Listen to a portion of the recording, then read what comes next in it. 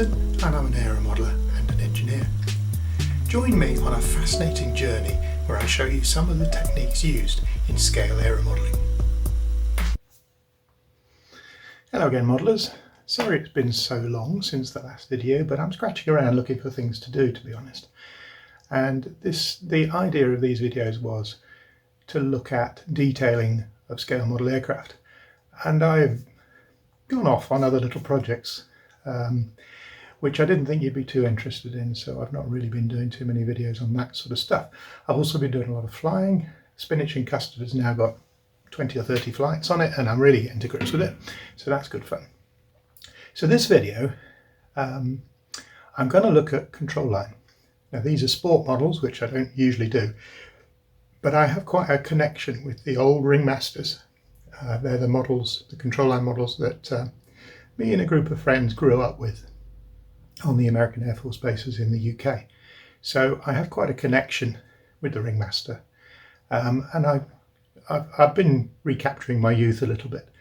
So what I was going to do is just show you what control line is, just quickly, in case you don't know, and go through the painting of the latest Ringmaster that I've just built in preparation for this weekend's flyathon, which is where Ringmasters all around the world all go out, gather together and fly, and then they send in how many flights they made, and we come to some great total. I think the current record is somewhere around 8,500 flights recorded over 2 weekends, first 2 weekends in October. So what I'll do is I'll show you the finishing off, the painting of the Ringmaster. That might be interesting. But first of all, I want to just show you what control line is and how it all works. I've got two examples, an electric one and an IC one to show you, and let's get going. So first of all, this is an electric Ringmaster. Obviously when Matt Canier in 1950 or 1951 designed the Ringmaster, it wasn't for electric. And this one has a pocket in the wing that is the perfect size for a 3S 1500, I think, milliamp hour LiPo, and then that connects in there. The box is all strengthened, and then on this side we have an ESC that connects to the LiPo, and then from the ESC we go into the motor. This is a Turnigy Scorpion Killer SK3530, and it's a 1400 kV. Underneath the ESC is attached to a plate, a plywood plate. You can see it's held with 2 screws. If you take that plate off, then the fuselage is hollowed out, and underneath there is a little tiny 4-channel FR Sky receiver, and the aerial is in a tube that goes up inside the profile fuselage. So there's nothing really sticking out to cause grief. Now the principle with control line is, and this is a very old type of modelling. It started probably not long after free flight. And with control line, the model itself has or is connected to the modeler by a pair of lines. I'm trying to see if we can get everything in shot. And here are the 2 lines that come out of the wingtip. And we use steel cable. In this case I use a braided steel cable, 2 of them, and they go to a handle, and the handle simply has 1 line attached to the top and 1 to the bottom, and the distance apart sort of alters the sensitivity. So what happens is, as we push and pull these lines, hopefully you can see this, on the elevator it connects to a bell crank in the wing, those 2 lines, and the surface can be controlled. And all you need for control line is a model, 2 wires, 2 control lines, and that's it. And it's very, very simple, and it gives you a very direct feel to aeromodelling. It's not like RC where you feel a little bit distant, you don't feel quite connected. With this you are connected to the model, and your wrist inputs the responses to your wrist inputs are instantaneous, and that's what we love about control line. With IC control line, it's even simpler because all you need is fuel and an engine and the two lines and the model, and it's very simple. So you simply go out with either a can of diesel fuel and you go fly, or a can of glow fuel and a battery to ignite the ignite the glow plug. And so control line is quite simple. And as teenagers, that's what we grew up with on the Air Force bases in the UK. So let's have a look at painting the latest Ringmaster, and that'll give you a bit of a feel for an IC one. Okay, so we've moved on to the other wing now, and I'm just going to put the blue onto the Union Jack section. I've thinned the blue down slightly. Now usually the Tamiya paint comes ready to spray, but I've noticed the blue is just too thick, so I've added some water to it. I should have used some thinners, but I've just used water in this case. See how it goes. So we'll start with solid out here and then we'll fade it this way.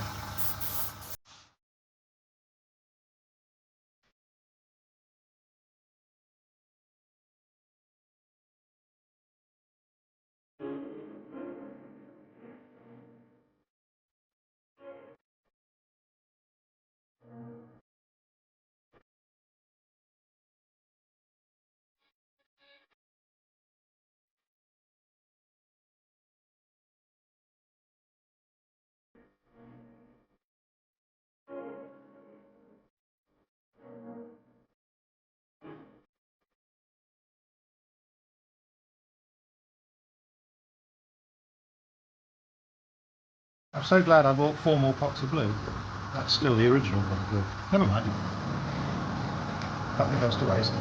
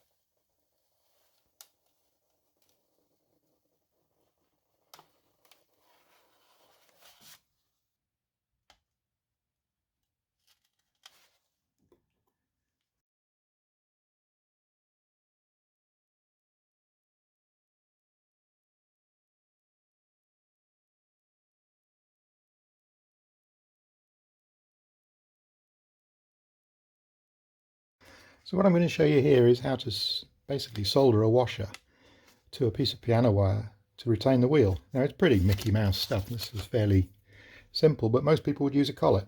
And as you know, I'm not most people. This paper just protects the wheel a little bit and also sets the gap. But I think we're going to need something a little bit more like a hole, or maybe a better cut in the paper. Let's try it. slightly different way.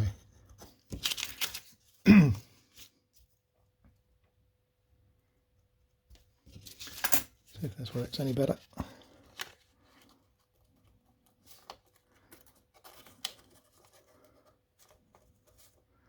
That should work, I think.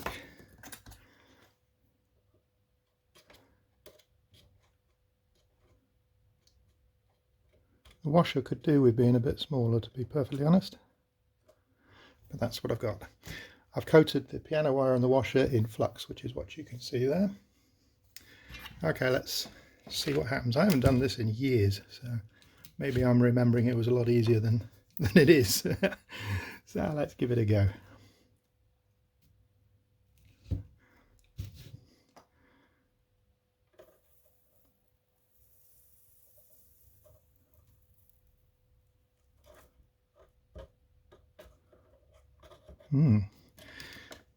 I think the paper's actually getting in the way.